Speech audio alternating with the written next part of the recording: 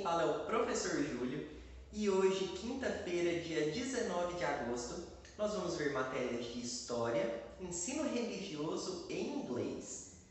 Hoje eu trouxe para vocês um pouquinho sobre patrimônios materiais e imateriais. O que diferencia cada um deles? Os patrimônios materiais são todos aqueles que são palpáveis, que podem ser tocados. E os patrimônios imateriais, eles já são intocáveis, você não pode encostar neles.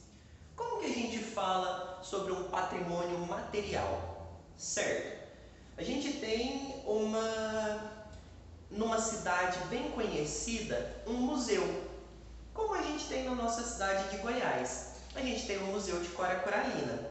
É um museu que eu posso tocar as paredes, eu posso tocar a estrutura, eu posso tocar no que está lá dentro. Então, isso é um patrimônio material.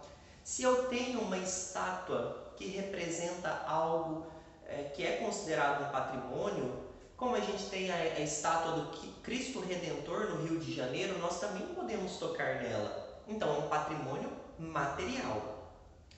Agora, o patrimônio material é tudo aquilo que é considerado um patrimônio para uma nação, para um estado, para um lugar, mas que você não pode tocar. Se eu falo de uma música, você consegue tocar numa música? O hino nacional é uma música, correto? E ele é um patrimônio. Então, é um patrimônio imaterial.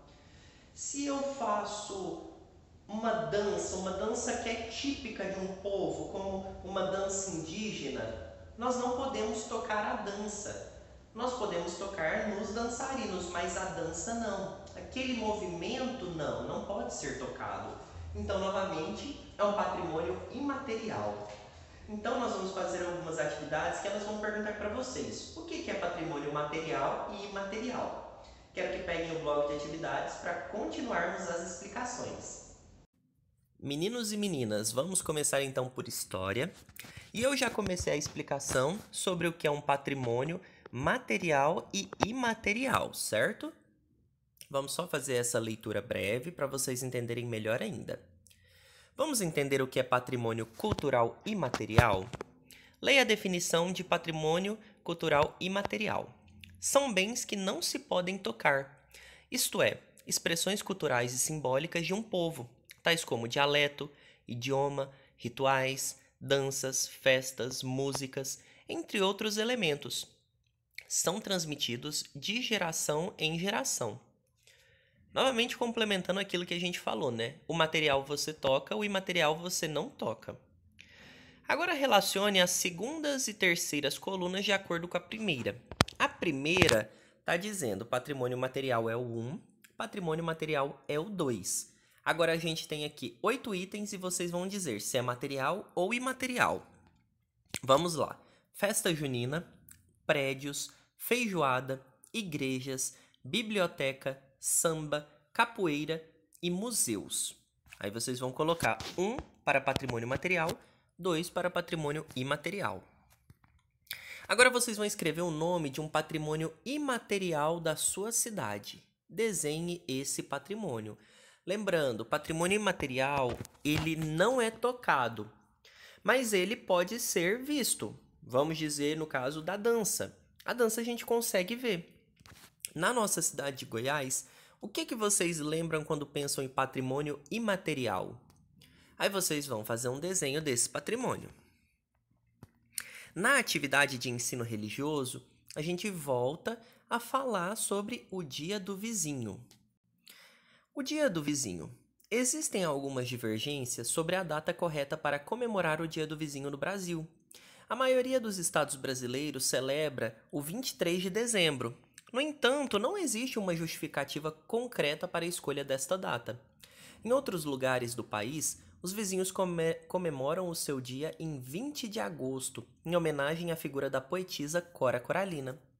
Cora Coralina era natural de Goiás, e o tema central de suas poesias eram os seus vizinhos. Por causa do seu amor pela vizinhança, o dia 20 de agosto, data de seu nascimento, se transformou em Dia do Vizinho em Goiás. Com base na leitura do texto, responda as questões abaixo.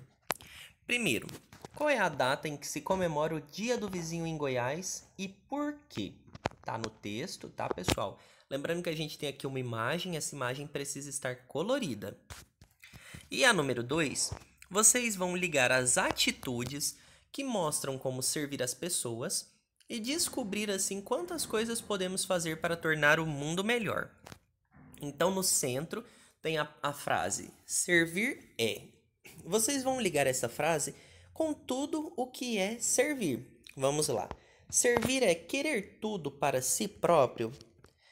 Gente, vocês acham que o egoísmo ele tá ligado a servir, a ajudar o próximo? Então essa não é. Servir é ficar com preguiça de ajudar as pessoas?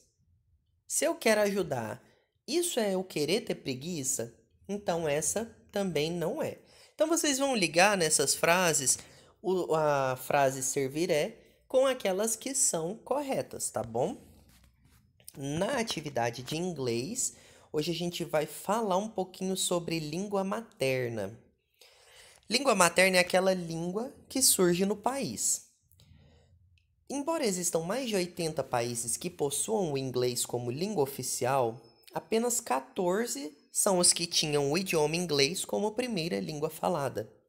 Entre estes temos Estados Unidos, Canadá, Inglaterra, Escócia, Gales, Irlanda, Jamaica, Austrália, Nova Zelândia, Bahamas, Porto Rico, Granada, Guiana e Trinidad. Esses são os 14 países em que o inglês foi a primeira língua a ser falada. Embora 80 países falem inglês, língua materna é aquela primeira língua que o povo se refere, correto? Aqui no Brasil, a nossa primeira língua falada, ela era uma língua indígena. Não foi a língua portuguesa.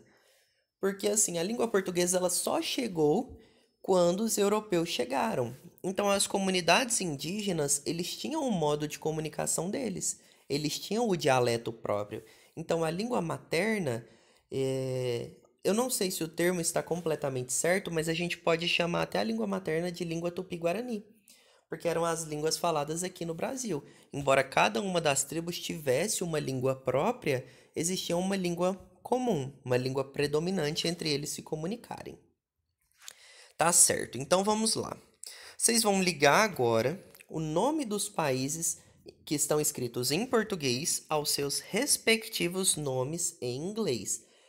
Do lado esquerdo, nós temos Estados Unidos, Inglaterra, Escócia, Irlanda e Nova Zelândia.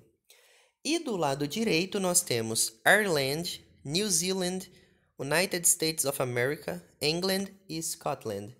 Então, vocês vão ligar o nome dos países com o nome dos países em inglês. Pessoal, se vocês não conhecem o nome em inglês, usem as ferramentas como Google para encontrar. É só digitar qual o nome dos Estados Unidos em inglês, qual o nome da Inglaterra em inglês, e vocês vão conseguir achar essas informações. Bom, a aula de hoje foi sobre esses 3 temas. Se tiverem dúvidas, é só me chamar. Ótimos estudos!